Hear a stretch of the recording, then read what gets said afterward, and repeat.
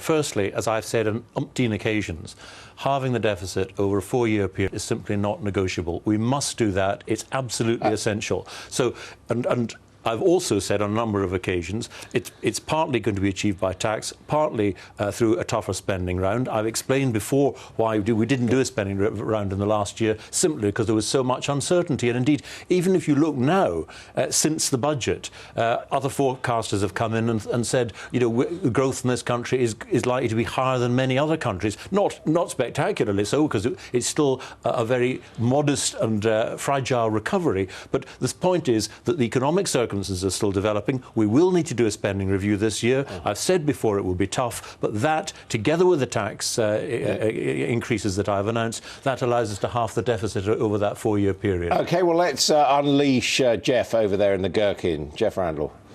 Chancellor, you'll be delighted to know that I've been through the manifesto, and the only references to debt I could find are, one, cancelling international debt, other people's debt, and consolidating personal debt, but nothing, not a word about soaring government debt in this country. Why are you not being open and honest with the electorate? Because this is the main economic problem. Well, I think the need to get debt down is addressed, in the first chapter of the manifesto. But surely, Jeff, No, Chancellor, I have to interrupt you. It is not addressed because you're talking about the deficit. You have no plan to get the debt down. Under your plans, the debt's going to rise for the next 5 years. Well, I've got it here. Once the recovery is secure, we will rapidly reduce the budget deficit, which is the amount the debt goes up, not the debt itself, isn't it? Deficits are what contribute to a rising debt.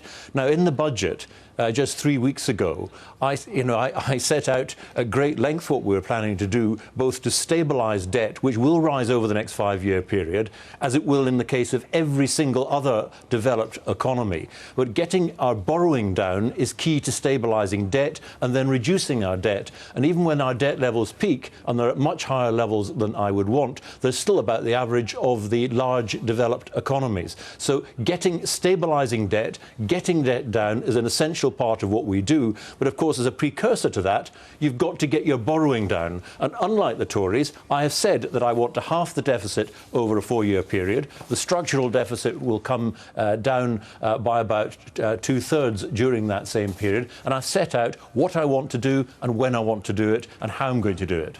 Chancellor, do you not think, given the scale of this problem and the sheer size of these numbers, you should have spelt out in your manifesto what's going to happen to state debt? Because, after all, it's taxpayer debt over the next 5 years. By 2014-15, we will owe £1.4 trillion, about equal to our GDP. It's an enormous sum of money.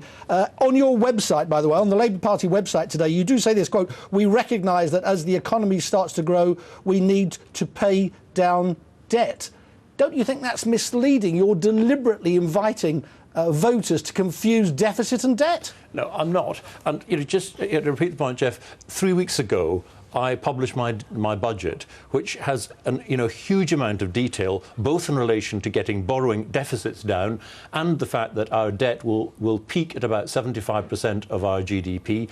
It will stabilise and thereafter it will reduce. But the key thing at the moment, when we're trying to secure the recovery, to make sure we've got growth in the future, which of course will help us get borrowing down and then get debt down after that. The key thing is not to do anything to jeopardise that recovery at the moment.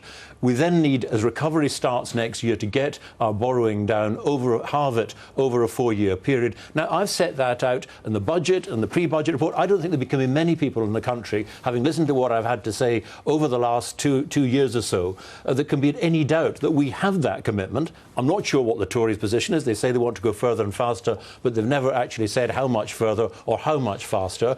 You're right, debt is something that we do need to get down, but the challenge in front of us at the moment is to first secure our recovery, then to make sure that we get our borrowing down, and that's absolutely essential.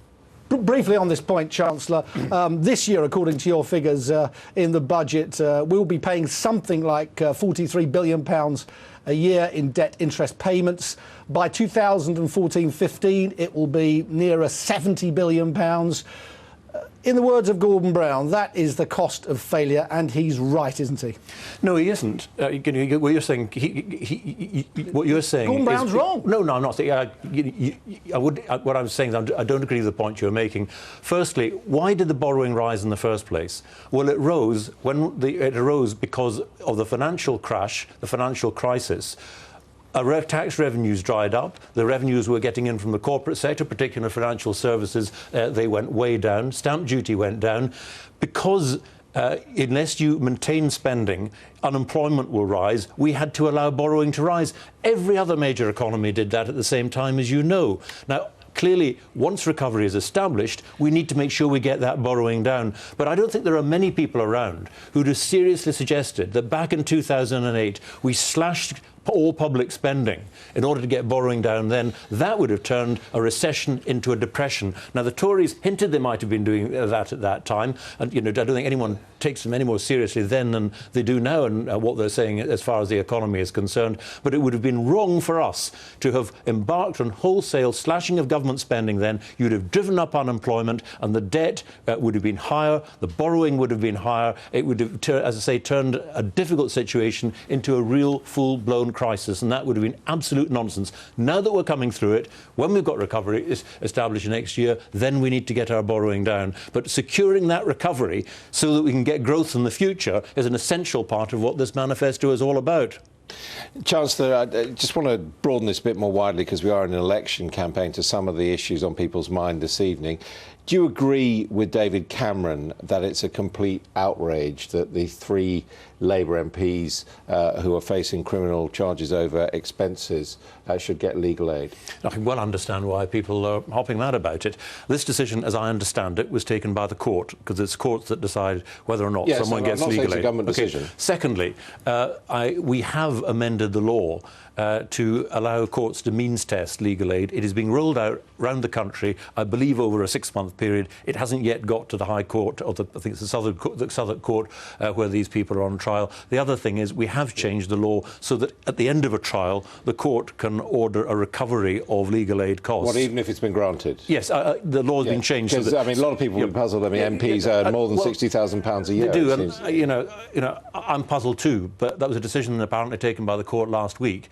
But we have changed the law. It's in the process of being rolled out throughout the country. But I can understand why people are hopping mad about the thing. And, I hope that once the law changes through, then that would stop this sort of thing happening again. Moving on to the National Health Service, can we agree that on breast cancer and bowel cancer, the Prime Minister made a misleading statement today? He said, and I quote, "Rates of survival for breast cancer, as for bowel cancer in this country, are now above 90% for those who get the diagnostic test early and who get the screening."